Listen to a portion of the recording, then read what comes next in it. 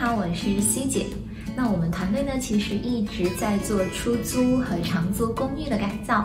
在我的粉丝群里呢，也有很多粉丝其实是在自己经营民宿或者是公寓。那大家也经常会提出一些问题。今天呢，跟大家分享的一个案例呢，就是我们团队历经3个月完成的一个长租公寓项目的改造。那也想跟大家来分享一下。房子是深圳90年代初建造的老式员工宿舍楼，屋主想把首层统一规划，改造成公寓出租。找到我们的时候，已经自己改了其中的一间，因为自己弄了之后，发现布局、风格和预算都和自己想象的差异巨大，所以拜托我们重新来设计和改造。那第一步呢，就是跟业主沟通公寓的定位。房子位于深圳的宝安区，交通还算便利，周围没有旅游景点，比较适合商旅人士入住。那为了提高入住率呢，我们最终将这里定位为是长租、短租还有民宿3合1的一个定位。那事实上，在公寓上线了之后呢，不到1个月内的时间，就已经有大半作为长租房租了出去，为业主带来了相当不错的经济效益。房子原本的硬件条件很差，所以我们全部拆除，重新规划。原本的房型不大，只有20多平方，所以利用原本4.2米层高的优势，尽可能增加空间利用率，搭建出2层阁楼，有一些房间甚至做出了3房的效果。那我们先来看一下这个1房1厅的格局。进门的右手边呢，它是一个洗手间。那这个洗手间呢，其实非常的大，因为它刚好是这个2楼的下方。后面呢，我们会在这边规划一个洗衣机的位置。我们可以看到，包括像墙面呢，还有地面呢，用的都是非常干净的这种瓷砖的颜色。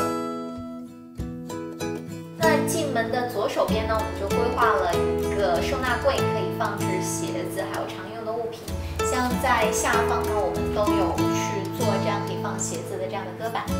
那在客厅和洗手间的中央呢，我们就安排了这样1字形的开放式厨房。虽然面积并不大，但是功能非常的完善，上下呢都有这样的收纳柜，还有我们可以炒菜、可以排烟的集成灶，可以说是满足了一个厨房的所需了。为了让玄关和客厅有一个区分，我们在地面上用不同材质做了分隔。玄关部分采用灰色地砖，防脏耐磨；客厅则选用浅色原木地板，清爽干净。原本房子的采光非常不好，所以在房屋硬装上使用了大量的原木色和大面积的白色作为空间底色，使空间在视觉感受上可以更大一些。另外呢，我们还很贴心的在1楼的楼梯处呢，加了一组这样的一个收纳柜，可以更高效的来利用空间。像有这样抽屉和柜子的组合，可以放很多存储的东西。因为业主的预算有限，在设计风格上比较受限，根据房子的定位，我们挑选了符合现在年轻人审美的北欧风和轻奢风，在有限的预算内营造出更为高级的氛围。为了给租客有更多不同的体验，我们为不同的房间挑选了独自的主色调，所有的软装饰品都围绕主色调来做搭配，也是大家自己做家装的时候可以参考的一个方式。2楼规划出卧室空间，还配上了足够大的衣柜区和写字台，满足长租公寓用户的需求。接下来给大家分享3房的方案，在处理上还蛮多值得大家参考的。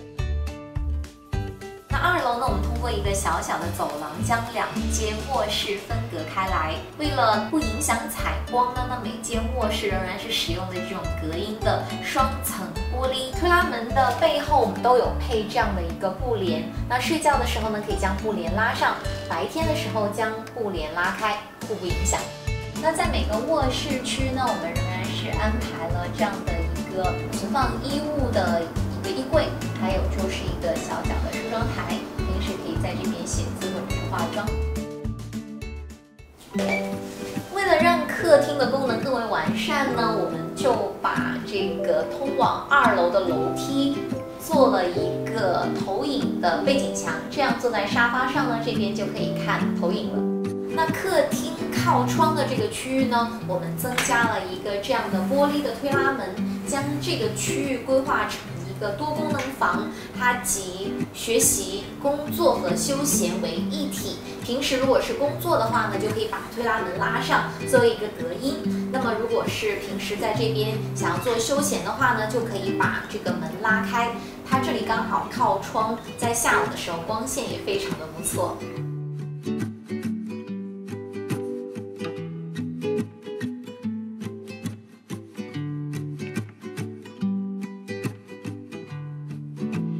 我带大家来看看改造后的效果吧。